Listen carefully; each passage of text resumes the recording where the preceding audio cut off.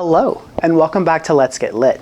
In today's episode, we're going to be going over Part 2, Chapter 8 of George Orwell's classic, 1984. Let's see what happens next, shall we? This chapter starts out with Winston and Julia standing in O'Brien's house. Winston tells the reader that he is incredibly nervous and that he really thinks that they've done it now. Winston tells the reader that O'Brien's house, or flat, was exceptionally clean and that he'd never been inside of an inter-party member's house before.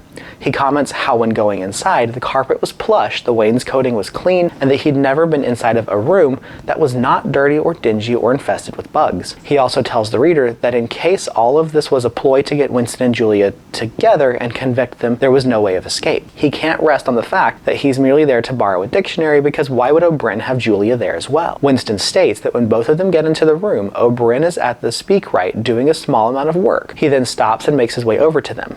Winston then begins to think that he has no real evidence for O'Brien to be a conspirator against the party, based on what was now like a foolish thought. As O'Brien passed the telescreen, he stops and turns aside and presses a switch on the wall, and there is a sharp snap, and the voice stops.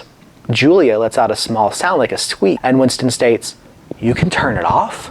To which O'Brien said, "Yes, we can turn it off. We have that privilege." As O'Brien is standing in front of Julia and Winston notices how quiet the room has now gotten because of the silence. O'Brien then asks them why they've come. Then Winston, without any real consciousness, states that we believe there is some kind of conspiracy, some kind of secret organization working against the party, and that you're involved in it. We want to join it and work for it. We are enemies of the party. We disbelieve in the principles, and we're thought criminals and also adulterers. He tells him this because he wants to put everything at O'Brien's mercy. He says if you want us to incriminate ourselves in any other way than we already have, we're ready to do so. At that moment, he stops and glances over his shoulder and can see the small servant who had brought them to the room walking inside the door. O'Brien then impassively states that the servant, whose name is Martin, and asks Martin to bring some drinks over to. O'Brien then tells Martin to pull up a chair and that this is about business. So he does, and also brings over a decanter and some glasses. Winston's looking at the liquid inside of the decanter and can't quite tell what it is, so he has an idea of what it possibly could be. O'Brien confirmed the faint smile and said it's wine, and that surely they read about it in books, no doubt. He says he's afraid he doesn't really get to the outer parties. He then pours some of the drink into each of the glasses, and he raises his glass, saying that he thinks it's fitting they should begin by drinking a health to their leader, to Emanuel Goldstein. Winston says that he's always wanted to try wine and that he had read about it and dreamt about it in the past. He said that he always thought of wine as a very romantic thing, and he's always thought what wine must have tasted like. He thought it might taste incredibly sweet, like that of blackberry jam. Winston actually says that when he tries it, he's a little disappointed because after years of drinking gin, he could barely taste the wine. But he empties the glass nonetheless. Winston then asks if there really is such a person as Emanuel Goldstein, to which O'Brien confirms and says that he is alive, but he is not exactly sure where he is. And then he also confirms that the organization, or the Brotherhood, does exist, and is not really an invention of the thought police. O'Brien says that they'll never really learn much of the Brotherhood, other than what already exists, that now they both belong to it, but O'Brien will come back to that presently.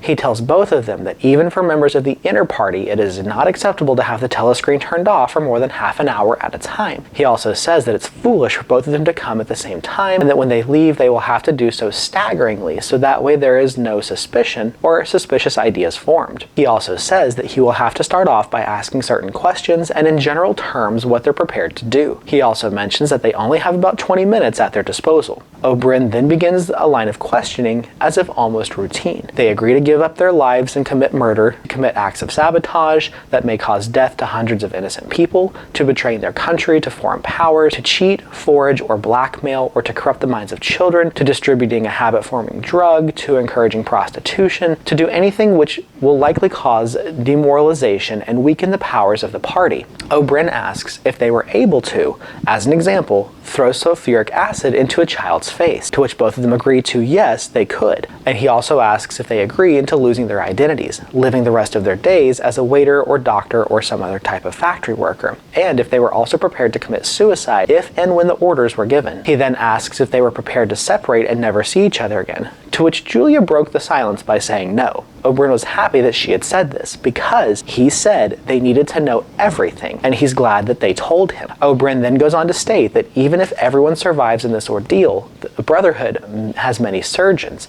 who would have to alter their appearance for their safety. They may have to change their hair color, their voices, and maybe amputate a limb or two, and the possibilities were endless. Winston looks over at Martin and sees no scar on his face.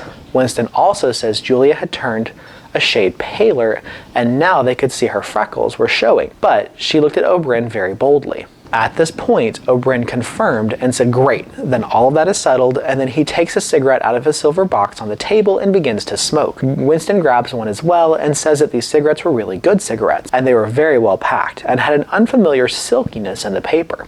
Oberyn looks at his watch and tells Martin that he better get back to the pantry, and that he'll have to switch on the telescreen very shortly. He tells Martin, get a good look at the two of these comrades' faces before he leaves, because he'll be seeing them again even if Oberyn doesn't. After the servant leaves, Oberyn then goes into all the details about the Brotherhood, stating that the Brotherhood is not an organization as what people think it is.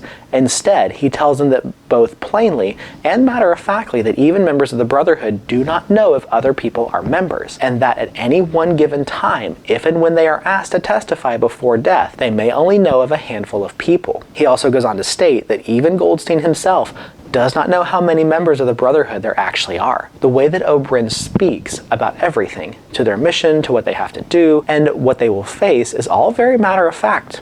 Almost as if his voice seemed to say, this is unavoidable, it has to be done this way. Not what they'll be doing when life is worth living again.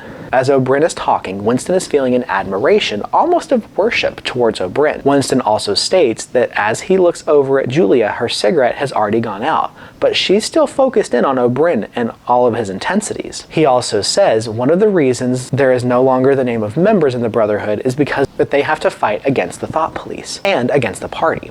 It's better not to be an organized operation. He said also, do not expect any other party members to come to help you. The only thing they could be certain of is that they will have missions, and that if they are caught, they will be killed. He said the only help that they'll ever get from the Brotherhood is the possibility of a razor being smuggled into their jail cells so they could kill themselves. Oberyn continues talking about the Brotherhood and what their life will be like. He also says that the way the Brotherhood works is by spreading knowledge outward from individual to individual, generation after generation. He said that with the Thought Police, there was no other way to do this.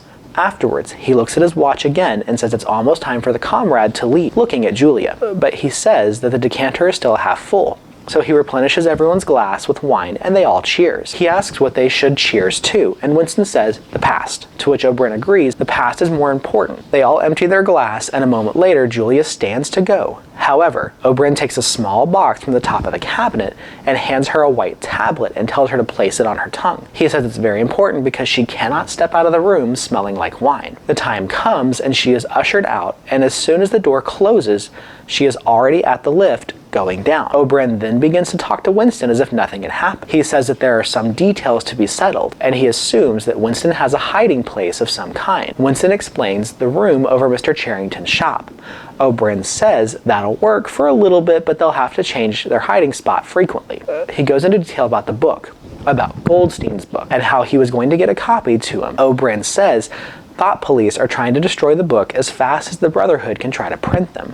Oberyn asks Winston if he carries a briefcase with him to work. Winston says yes, and Oberyn asks, what does it look like? And Winston says that his briefcase is black and very shabby and has 2 straps. Oberyn restates this information so that way he remembers it, and tells Winston that in the near future, though no date can be given, a message will be given to him one morning at work, and this message will have a misprinted word, and he'll have to ask for a repeat. The following day to that, he will go to work without his briefcase, and at some point during the day, in the streets, a man will touch Winston's arm and say, I think you've dropped your briefcase. That man will then give Winston a briefcase with a copy of Goldstein's book inside of it, and that it must be returned 14 days afterwards. Oberyn says there are a couple of minutes before he needs to go. Oberyn says we shall meet again, if we do meet again, but then he pauses. Winston looks up at him and says, in the place where there's no darkness.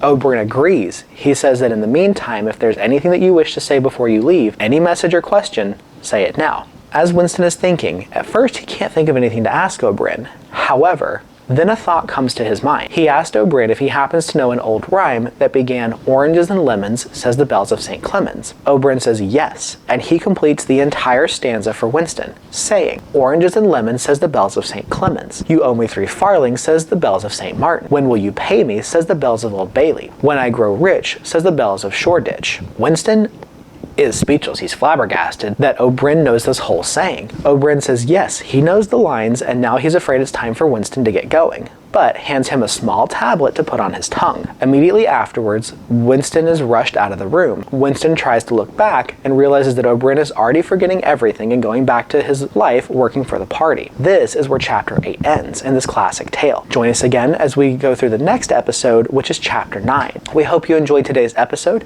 Have a great rest of your day. Please remember to like, share, and subscribe. And as always, stay lit.